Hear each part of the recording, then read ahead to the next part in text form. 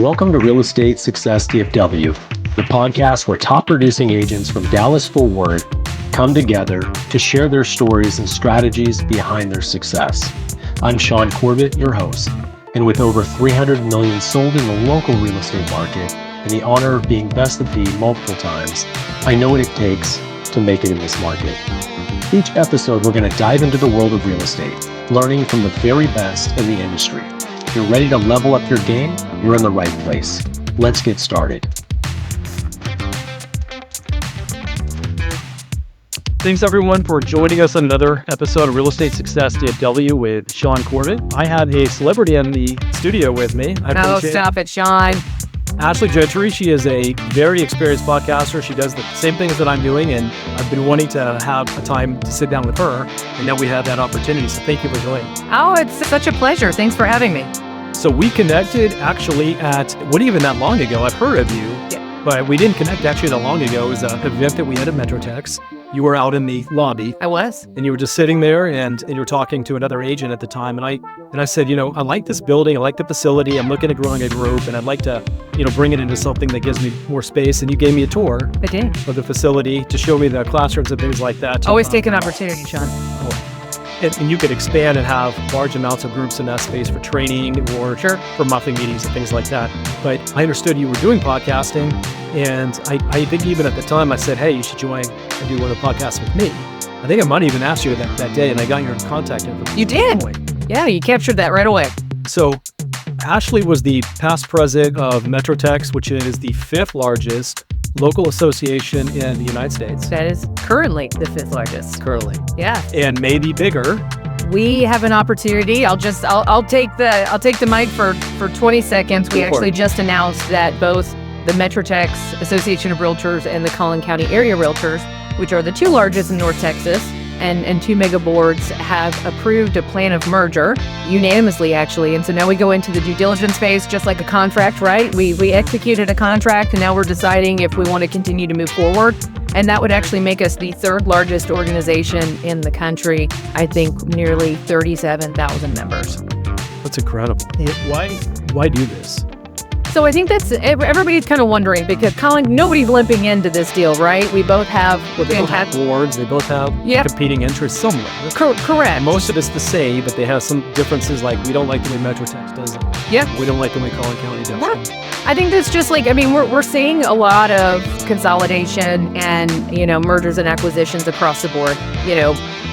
Obviously, Rocket's doing a lot of interesting things. They just announced today that the $10 billion acquisition of Mr. Cooper. Yeah. And it's not because it's all about feeding the monster. It's also we're stronger together. And if we combine our resources in a very fractured marketplace, then we can do better. And so from the MetroTex and Collin County space, DFW is poised and is the top market in the country. But because of how agents are spread thin in different geographical pockets here, our voice doesn't match our size. And so for us, taking the MetroTex, so we have a huge DFW transition, but Collin County is obviously in the epicenter of growth in Collin and Denton County. And so by putting those teams together, we actually have a maximum voice to advocate for the entire region, which is exactly what we want to do.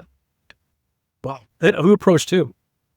It has been an ongoing relationship, is what I will say. Myself and a past president, Shaune from Collin County. When you meet people that you actually like and you create that synergy, and then you start to sit there and go, hey, I think why don't we look at doing this together? And so it was like attracts like, and then we just started to continue those conversations, Shaune. And actually this started in 2023, and then I don't know if you're aware, but some pesky antitrust lawsuits kind of got in the mix, and MetroTex, being the 5th largest in the country, got in the crosshairs of that.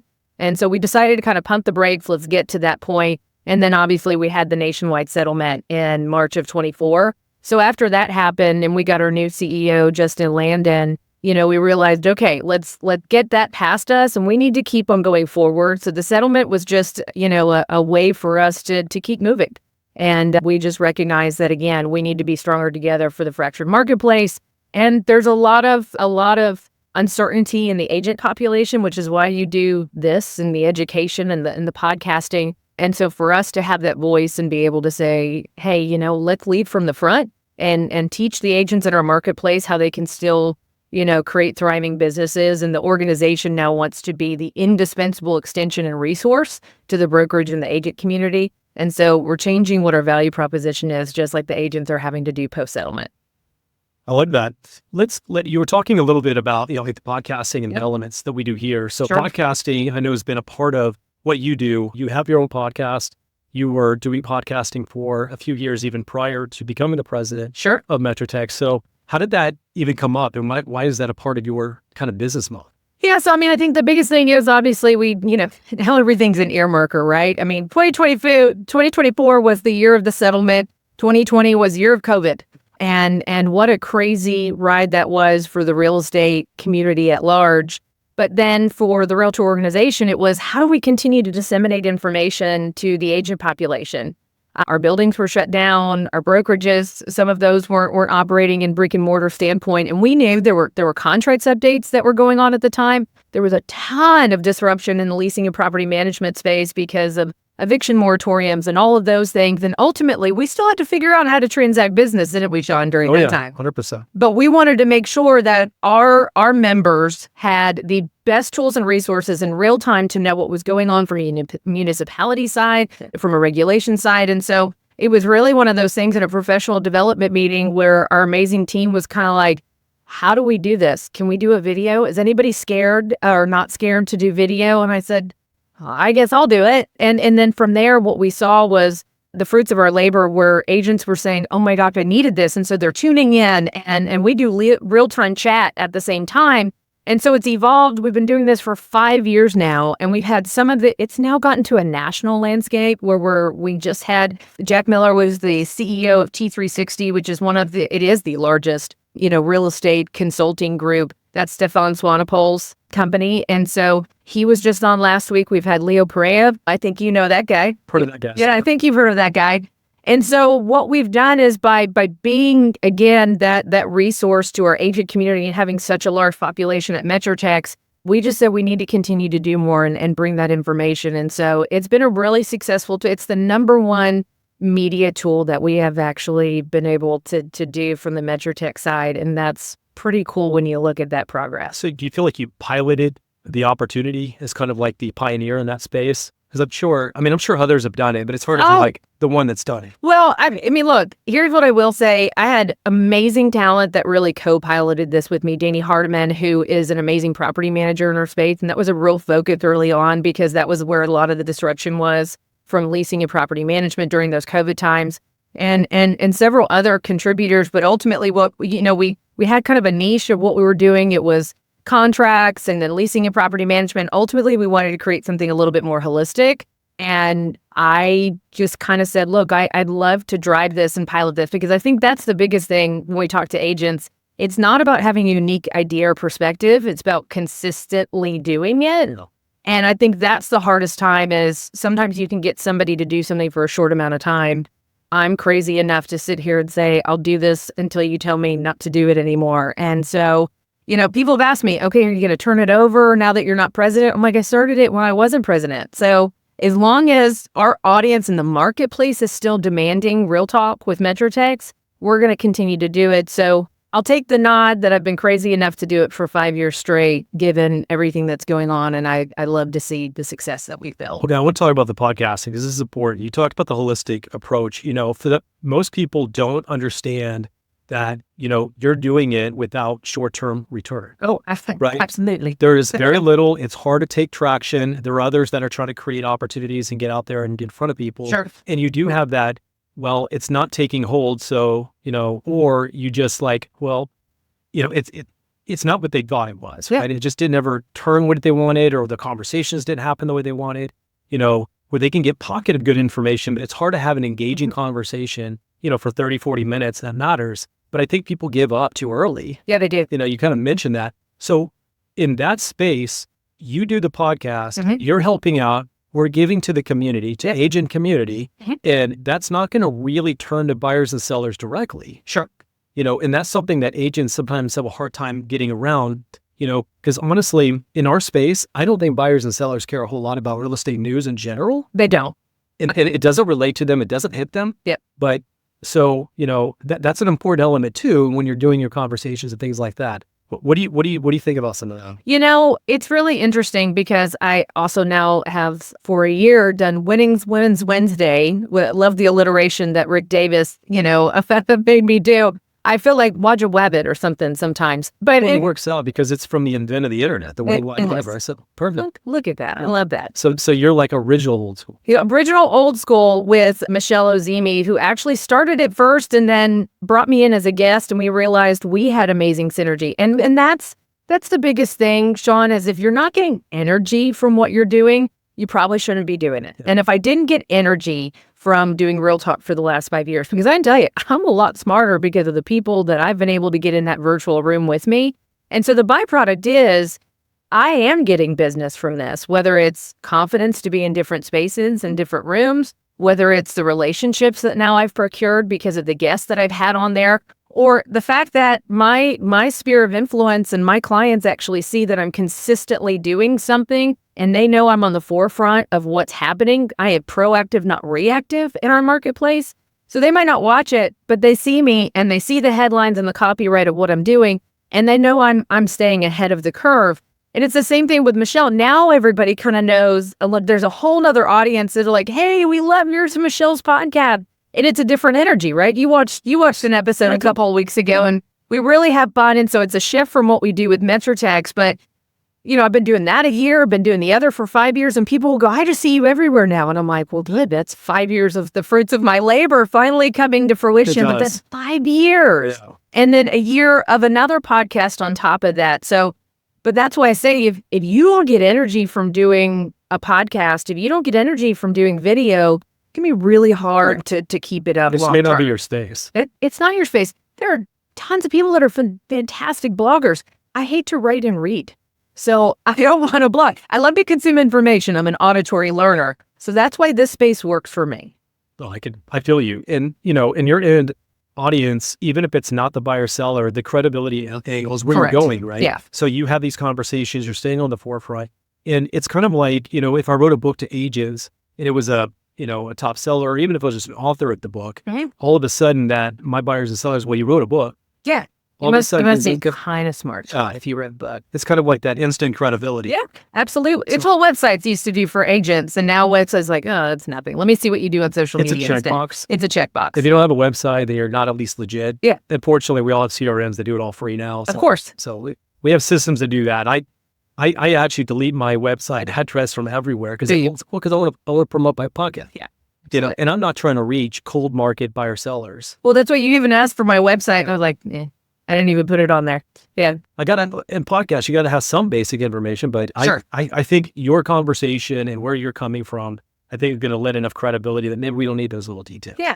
You keep it that. I love that. All right. Let's talk about AI. It's not another real popular thing. Sure. It changes every day.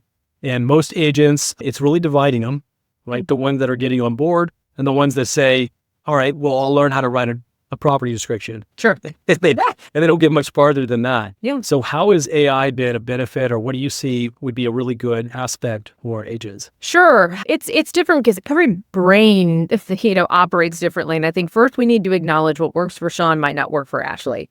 And I think that's really specific. There are also a concerted population of people that think AI is the tool of the devil and the robots are taking over the world. And so they don't want to feed the robots. But you can't stop. You can't stop it. So, but instead, you've got to look at what that is. I mean, I talk about and empower myself to say my time is worth a lot more, right? I mean, that's what they try to teach agents really early on is quantify your time. And so let's say my time is worth $500 an hour. Sometimes it might be worth $250. Sometimes it might be worth, $500.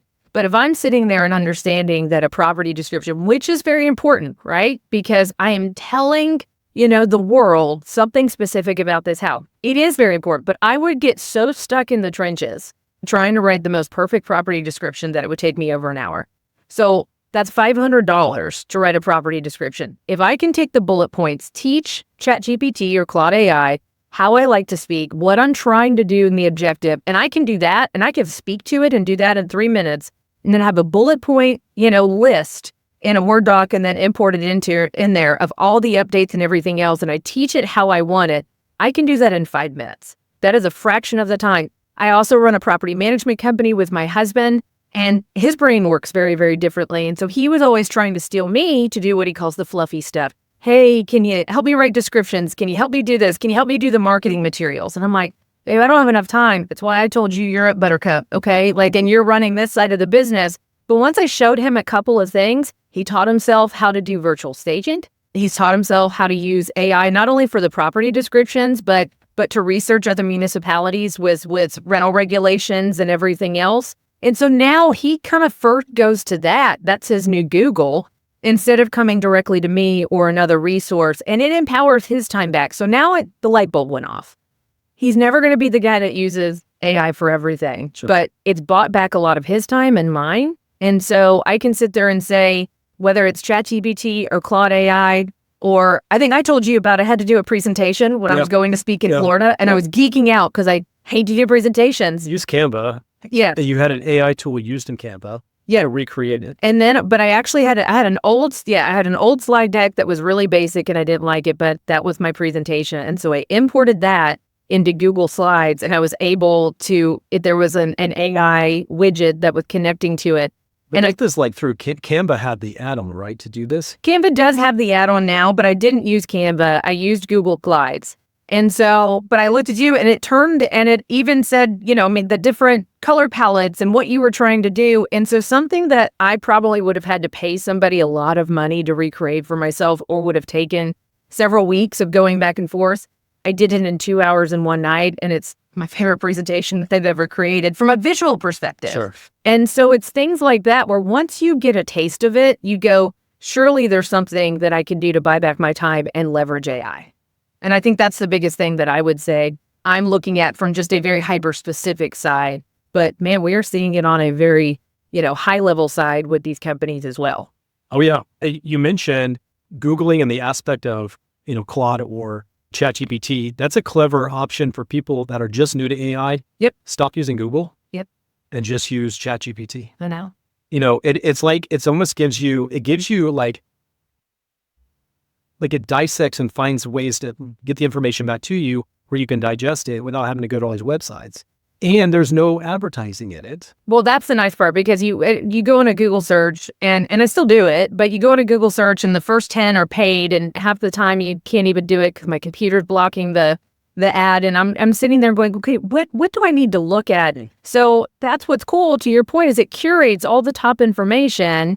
And not all of it might be valid, but you can also click the sources that it's sourcing. It was really cool when I was actually looking for a national statistic the other day, and then I saw MetroTex's logo, and they actually took something from MetroTex. It was LinkedIn, NAR, and MetroTex made the resource list. So I think that's really neat to understand that even at a hyper-specific standpoint, when you're producing content, you now might have the ability to be pulled into a ChatGPT resource or a Claude AI, which is really cool, which Google works in a different way. So that might not have happened before if you're not on that first page.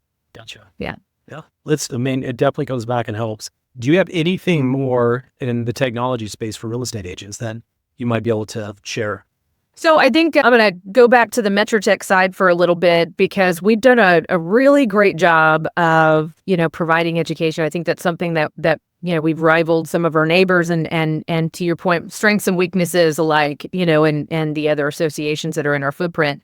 We always focused on professional development and education, and that's been our core competency. But realizing that the marketplace has changed too. I mean, you're with EXP. Yes. And so that's fantastic. And we see a lot of consolidation of smaller brokerages that go into the EXP footprint, because there is no money in the brokerage model anymore. And so when you have these razor thin brokerage models, I mean, I've been doing it for 20 years, but you have razor thin brokerage models, and you understand that the brokerages, whether they're small or large, are having to sometimes reduce their offerings because they have to make money. Because if they're not making money, then it's a charity and they're going to close their doors.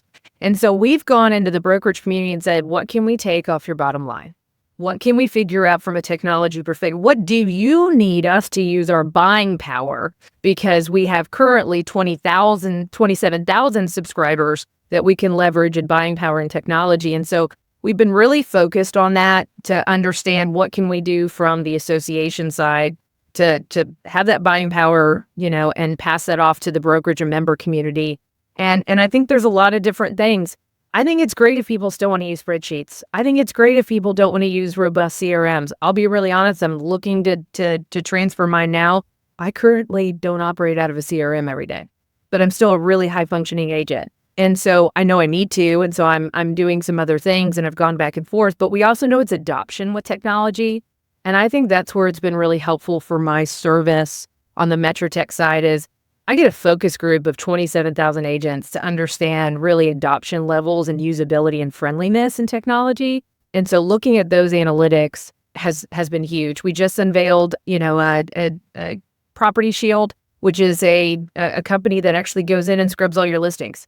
And so fraudulent listings are a really big thing that we're finding, whether it's a lease listing or a luxury listing or a vacant listing that gets spoofed into Facebook Marketplace or some of these other sites, and it's very predatory. And so we've seen a lot of those type of scams. Again, I run a property management company, and so that's something that we're always playing whack-a-mole, trying to make sure that our listings aren't getting repopulated and trying to scam a tenant or something else like that. Well, Property Shield, and we kind of, argued some high KPIs in our contract. They have a really high success rate. Well, they will go in and not only find those listings, but because they brokered relationships with Meta and Craigslist and some of these other companies and the realtor portals, the real estate portals, that they go in there and they have the relationship. So what might take, 2 weeks for us to get it taken down because we keep reporting it, they can actually get it done usually within a few hours. And so that's a piece of technology that I think is going to be really helpful to the agents, but they can sell direct to the consumer. You can go to a listing appointment now and you can say, hey, because I'm a member of MetroTex and I adopted this technology, I now get to make sure that I am in the driver's seat of quality content being pushed out about your house. And so to have those curative conversations, I think that's huge. There's a direct correlation and a direct value proposition there. But there's other technology too. We're looking at bringing in-house AI for agents and brokers, with another national company, that a developer that came to us and said, hey, we want you to be the use case. Will you partner with us on this? And so that's going to be a really neat tool to empower brokerages and agents to actually go through and review governance policies and procedures and doing those things. They provide responses on how to handle things, and it takes some of the threshold and off the brokers. Correct. I assume training and development might be the easier ones to tackle, right? So all the basic things, the courses, y'all can set up as a supplemental benefit to small brokers. So now they have something to offer. Correct. That was the first thing I thought of. Yeah. But yeah, you're going beyond that in some really clever things. Well, and we also did, we want to, just like we want to meet our clients where we are, because I don't treat any client the same. It's meeting agents where they are. And I think that's, some people, like I said, I'm an auditory learner, so I don't necessarily like to read and write in the same capacity. And so we actually unveiled Rialto Academy with Les McGehee. We partnered with them last year, and we now have My MetroTex Campus, which is an on-demand education portal where you can actually get complimentary education at any time. 2:00 in the morning, you want to do your CE education, it's complimentary through our campus. We have 18 proprietary hours with our local instructors that actually did that with Rialto. And then here in probably Q2, Q3, we will actually have your on-demand complimentary required CE education, so Legal 102 and broker responsibility on there too. And so I think that's kind of cool that you turn around and, you might be scrambling. I don't know about you. I wait to the last minute to do everything. So to know that my realtor organization has also empowered me to be able to take my continuing education when I want to, up to the final hour, that was a pretty cool thing too. I like the offering. For me, I'd rather meet in person, Sure, take classes, and then you have to be proactive with it. Yeah, absolutely. That's the way I always try to create opportunities to get with other agents. I'm real big in the community, and agent community, and building a community, which is what, I started Real Estate Success DFW as a podcast for me to reach agents. And then that's turned into my Facebook group. Sure. And then now I have community events that have people get together once I love that. So that's always been a target, regardless of the broker. It's broker neutral. I want to talk a little bit about, because this is one of my favorite topics, the counterculture agent is what I call it. Okay. And it's the kind of attack to what we think traditional agency is with the broker-led model. You know that the broker-led model is kind of moving into an agent-driven model. Yes, it has. Okay, and it has. Brick and mortar was a standard for, 100 years. Sure. The advent of the internet now put information in the buyers and sellers' hands. Correct. Which took less of the power from the actual brokers, one major punch against them. Mm-hmm. And then you started seeing the cloud-based models start to arrive. Sure. And those offer the ability to leverage technology and get all the same direct benefits. Yeah. But what happened is 5 to 7 years down the road, community was a problem. It was. Agents weren't connecting. They were all living on islands, and it is an entrepreneurship business. Sure. Your success and we're in the same brokerage is not my success. Mhm. You're on your own. You're 1099. Good luck. Absolutely. But, so I've tried to say, I like the leverage of a cloud-based model, but I want to make sure we have community opportunities.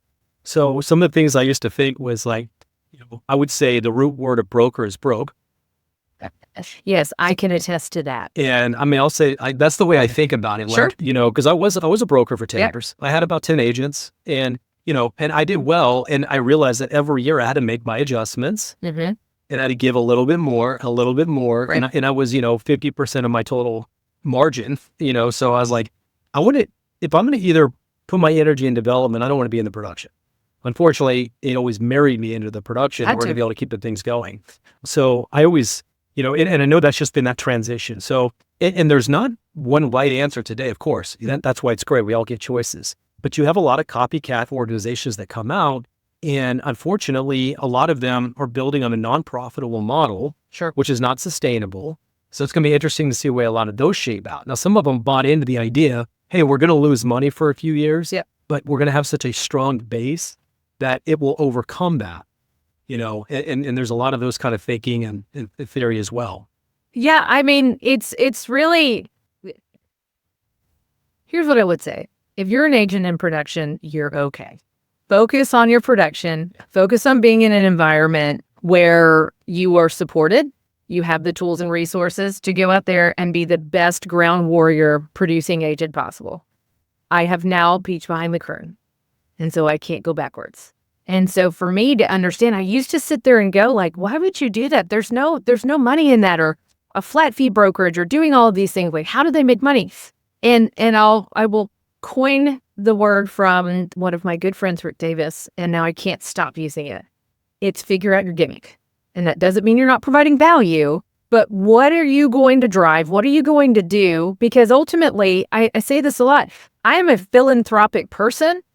I have to make money, though. My business is not for profit. Well, you can't be philanthropic if you're not making money. That's the whole point. I can do a lot more with a lot more money. Sure. And so when I kind of shifted that mindset of, it's okay. The marketplace has demanded thinner profit margins because agents have become more autonomous with technology and the resources that they have. So to your point, they don't need to leverage the in-house, brick and mortar model as much. So we need to evolve.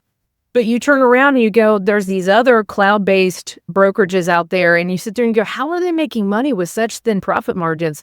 It's also bringing in-house ancillary services. It's also doing other things. That might just be the funneling system for something else on the back end that they're going to be profitable. We just saw Rocket acquire Redfin, and everybody's sitting there going, what are they doing?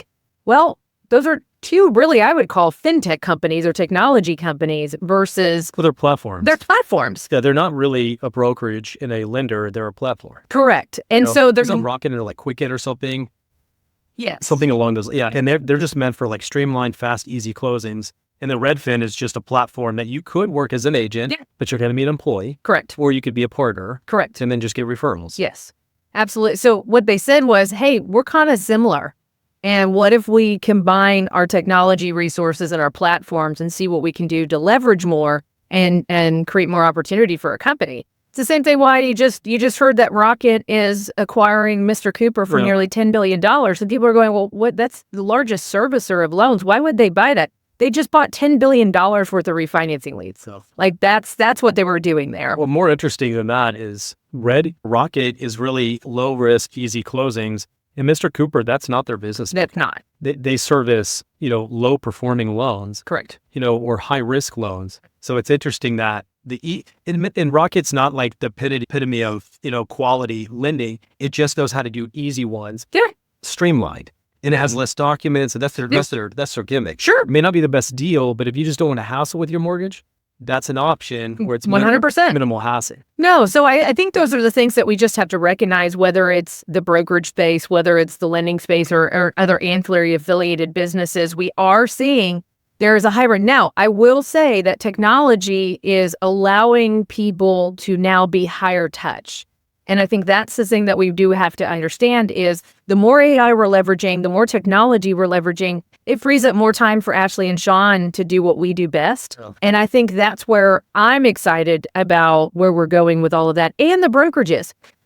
Stop talking about just office meetings or compliance tools or anything else like that. Like, we now have AI compliance tools. They can review the contracts probably better than, the admin that was sitting there doing that. Once upon a time, 20 years ago, I did that. So from that side of it, the brokerages are now freed up to do some different things and provide that value proposition. They just have to figure out what it is and what they're good at. But I do think we are going to continue to see massive consolidation and acquisitions because they've either said, you know what, let's join forces because we can do more together, where you have what I want, and you know what, I want to accelerate this timeline, so I'm going to come under your umbrella. You were an independent broker.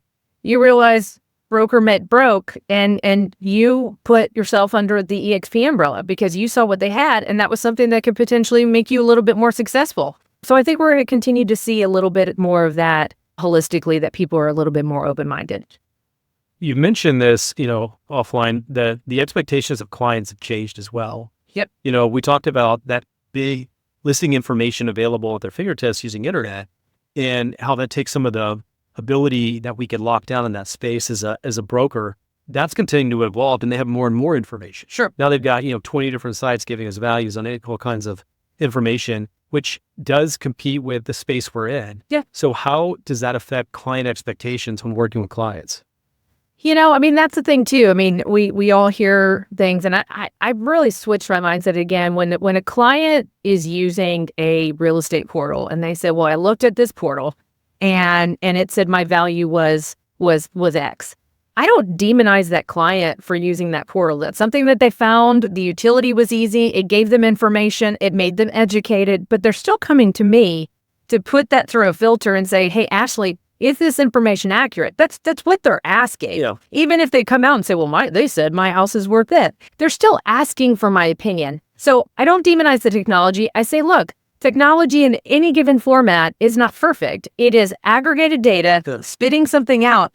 But has that portal seen your house? Does that portal understand the demands of the marketplace? Is that portal consistently working with buyers and understanding that, yeah, that's great, and your 4 neighbors might have sold their house for X, Y, and Z, but you're now backing up to a main road. You guys have foundation work. There's some distress in your plumbing and all those other things. That portal does not have that information. So let's really reverse engineer. This is a range of what you can sell your house. And now let's get to the point where we can fix it. And same thing for the buyers.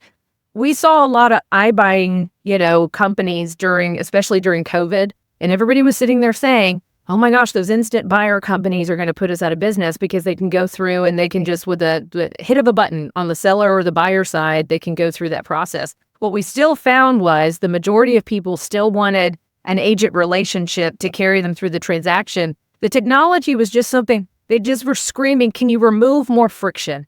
And if we can utilize technology to remove more friction, then I think that's the key to success. So I use a lot of technology. I don't demonize my clients using it, but I have to be the ones to set the expectations in the consults and the continued conversations to say, hey, that's great, but this is why we're not going to do it that way. And here's why. And I get to use my credibility because they see how credible I am to sit there and say, we trust you, Ashley, and we're going to do it your way. You're saying it without saying it, but it creates a conversation. It does create a conversation. Right? When they go and bring information back to you now, great. Mm-hmm. That's a starting point. Sure. Here's why it says that. Yeah. But let's do some interpretation, right? Of course. Let's see what actually is happening. Yeah. And I don't think the portal is buying your house. No. So it has no emotional contact here. It doesn't. And there's just some funny ways you can kind of work through it and make sure we're on the same page on how to evaluate that. And that is going to constantly change. It is. You had one way of defining, an audience or one where you could really grow your business. You've heard riches are in the niches. Yeah. Yeah. I kind of think that's a really thing that every single agent out there really needs to hyper-focus, at least Sure. in one space.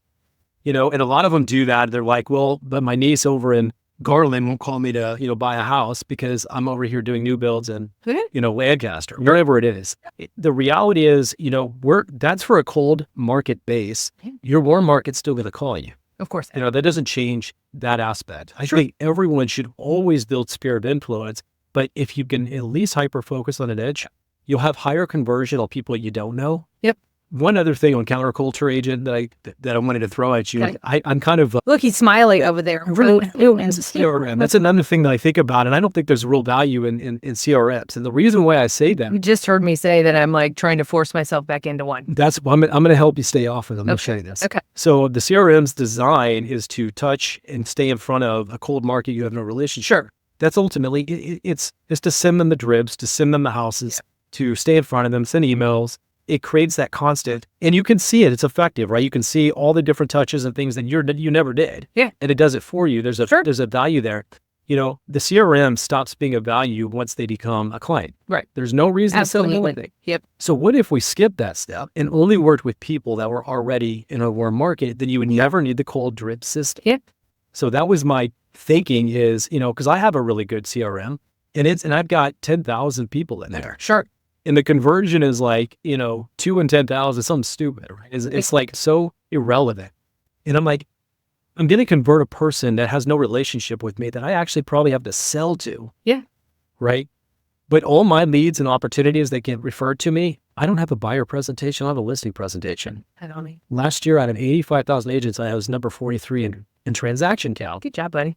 And I don't work with people I don't know. Yeah. So Same. I just skip that, right? Yeah. And you appreciate that, right? You don't have to go and come up with some sales for you showing up, they're giving you the house. Yeah.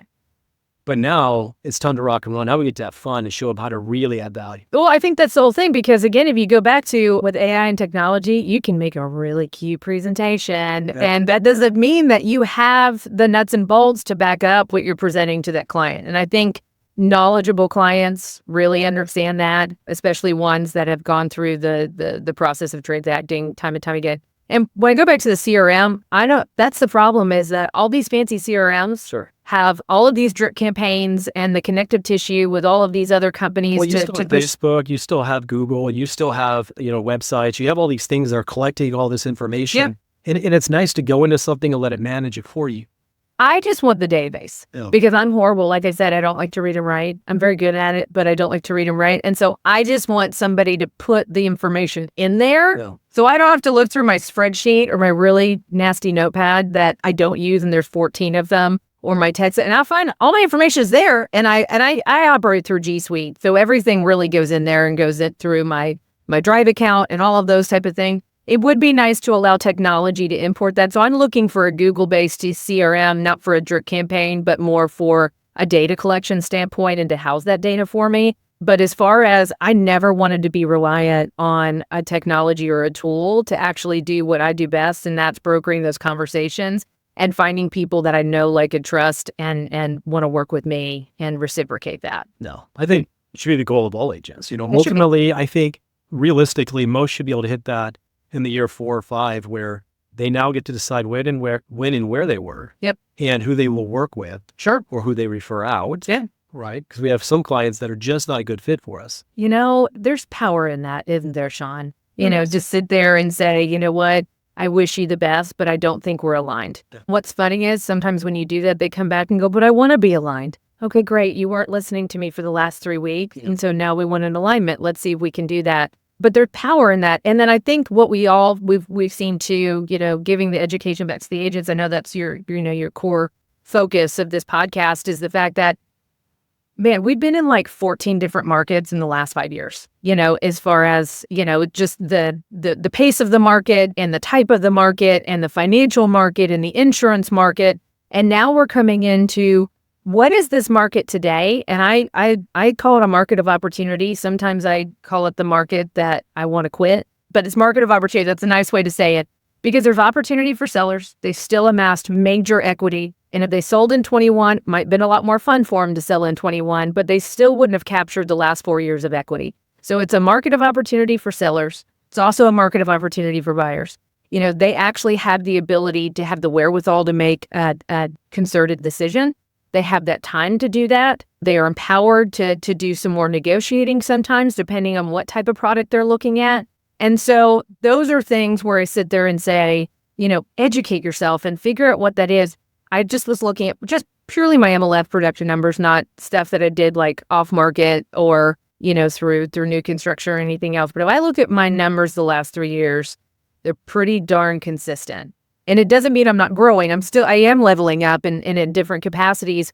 But to go through such a hyperbolic real estate market and the shifts of up and down, and for my just pure MLS production to be almost on the nose, you might not like that because you might want to grow it, a higher. But for me, I'm sitting there and going, okay, what I'm doing is working. I'm also diversifying in other ways. I've opened up a property and asset management company over the last 3 years. And so a lot of our revenue goes through that too. But to have my pure real estate production be consistent over 3 different markets over the last 3 years, I've obviously done something right. But again, just like the podcast, it's taken 5 years of consistent showing up, a year of consistent showing up with Michelle and winning women's, and 20 years of consistently showing up in my real estate business. So I would just say, no matter what topic we're talking about, agents, if you can just be consistent and determined to find something you're passionate about, man, you can win out whatever the market conditions are. I love it. Yeah. Yep. That's definitely an opportunity for most, because a lot of them are giving up and a lot of them are going through those ups and downs. And, last 2 years, there's a lot of moaning and groaning. There's not enough transactions. I think January was the lowest number of transactions in like 25 years. And a lot of people hyper-focus on these negative things. But the reality is sellers do have equity still. Yes, they do. And they did get the boom for COVID. Of course. And that's a great position for them. And it does allow them to not have to jump and move. Yeah. I wish more of them would. Yeah, that'd be nice. That wasn't in our control. Sure. Because right now is incredible opportunities for buyers. Yeah. Because sellers cannot move their property. So it is a great time to sell and move, as if there ever was one. Yeah. But sellers still they're sticky. They're just not listing. Or really, I think more of the problem is the buyers are just not jumping. Yeah. I think that's really kind of more of the pain that we're going through, because there in some markets, there's quite a bit of listings. Yeah, I mean, I think in Collin County alone, I just saw that, we've got 50% more inventory than we did at this time last year, which is great. And I think that's wonderful. Buyers should have options, right? And if buyers have options. Well, they're expecting the buyers to start moving. Yes. They've been waiting and waiting and waiting. And there are people that just have to move. Yeah. So they're finally there. There's I can't wait any longer. Let's get the early summer jump. Yep. I'm going to go ahead and list. I've got 2 clients right now, the exact same position. Yeah. I don't want to wait till the summer. We need to move. We waited too long. Let's go. And now they're ready. So hopefully that'll start stimulating support. No, and I will say over the last probably 3 weeks alone, what I have heard, I'm also the agent liaison for Real Producers, and it's really cool. And so I get to talk to a lot of the top producer community. And every time I'm calling them and just checking in, or someone like you, where I get to say, hey, we'd love to feature your story because you have a message that this community needs to hear. Last week I was making calls and they were sitting there, can I call you back? I'm writing an offer. Congratulations. Can we call you back? I'm writing an offer. Congratulations. I was sitting there going, okay. Yeah, usually you drop everything to take that. Yeah, but no, now, so we are seeing the market shift, because I think you hit the nail on the head. There's pent-up demand. And where there's pent-up demand, there's opportunity. But we have to figure out that every buyer's needs are different. Every seller's needs are different, just like every agent's needs are different. There's a brokerage fit for them. There's an education model for them. And I think we just have to go back to meeting expectations and meeting people where they are. And there's business and there's money to be had in every single season of this marketplace. So again, sometimes I might want to curse under my breath, but this is a season of opportunity for so many of us. And we just find a good network, find a good support system, and don't put yourself on an island, because I think those are the ones that are still being successful because they found a support system and somebody to keep them going, like Real Estate Success DFW with your Facebook group or something else, people that are very involved on the association side. It provides them an outlet and a resource so they actually know what's going on versus just this hyperbolic, I'm getting hit in the face day after day after day. They understand what on a hyper local and a 30,000 foot view, what's going on in the marketplace. It empowers them to sustain. And I think that's the biggest thing. Be consistent and you will sustain in this market. I love it. Thank you so much for joining me on the podcast. Thank you, Shaune. It's been a really good. We'll have to do it again. Okay. I'm sure there'll be more. There's a lot more topics we could talk about, but unfortunately, the audience will only listen about 30, 40 minutes. This I do know. Yes, absolutely. This needs to be on TikTok or Reels, and I think we'll get more. We should get a few clips in here. Is there anything? I know you're the super secret agent. You don't have anything specific to promote. Do you have anything you want to promote, like a podcast, or I know you have your Facebook? Sure. No, I think ultimately, because I've become a conduit to the real estate community, what I would say is, get involved in the Realtor organization. MetroTex is doing absolutely amazing things. Tune into Real Talk. That's open to the public. We're on YouTube. We're on Facebook. We're on LinkedIn. There are amazing podcasts on there. And then, of course, I do get to do Wedding Women's Wednesday with Michelle Ozimi, who's an amazing real estate coach and brokerage owner herself. And that's really focusing and diving down a little bit more on empowering women in this community and in the real estate aspect. So look, I'm here to be a resource. And I think that's the biggest thing is I just want people to be proactive in educating themselves. So whether it's, my 2 podcasts or the property management company, that'll be my plug. How about that? Because this is a market of opportunity and there's a lot of sellers that don't want to sell their home because they have an amazing low interest rate on their property. Yep. We are seeing a lot of people decide to leverage and to go into the rental space. So they're leveraging one home and going and buying another. And that was something from a concierge aspect that was really near and dear to my heart. So RedBranch Realty now has a full service property management company. My husband, Reese Gentry, is running that, and he's the National Association of Residential Property Managers. It's a mouthful. The Dallas chapter, he's the president this year. So just like I do in my business on the residential side and working with investors, we're doing the same thing on the property management side. We're keeping informed. And so if I can be an asset to any of the agents out there to understand your clients are your clients, but allow us to do what we do really well, and that's manage that property so you look like a rock star. I love it. Well, I appreciate it, Ashley. Thanks, Shaune. I'll close this out. Okay. Thank you guys for joining us. Another great interview. One of my best. Share that. Okay. And I do appreciate you guys watching it each and every week. I've got another show coming on next week, so look for that. For all you agents out there looking to grow in your business, it's a free community. I offer it available to you guys. I'm in Grapevine until I outgrow it. Then I'll move to MetroTex. That's why I asked you about that. So that's an opportunity for you guys to connect. I bring in really good, diverse speakers that are going to help you grow your business. Last Wednesday of every month. And for all of that, have a high performance week. Till next time. Thank you. Thank you. That wraps up another episode of Real Estate Success DFW. I hope you're leaving with new insights that push your real estate career forward. If you enjoyed the show, please be sure to subscribe, leave a review, or share it with fellow agents who's ready to succeed. And if you're interested in working together or have any questions, I'd love to hear from you.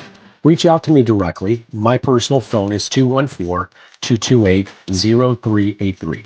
Let's connect and make real estate success happen together. Until next time, keep pushing forward.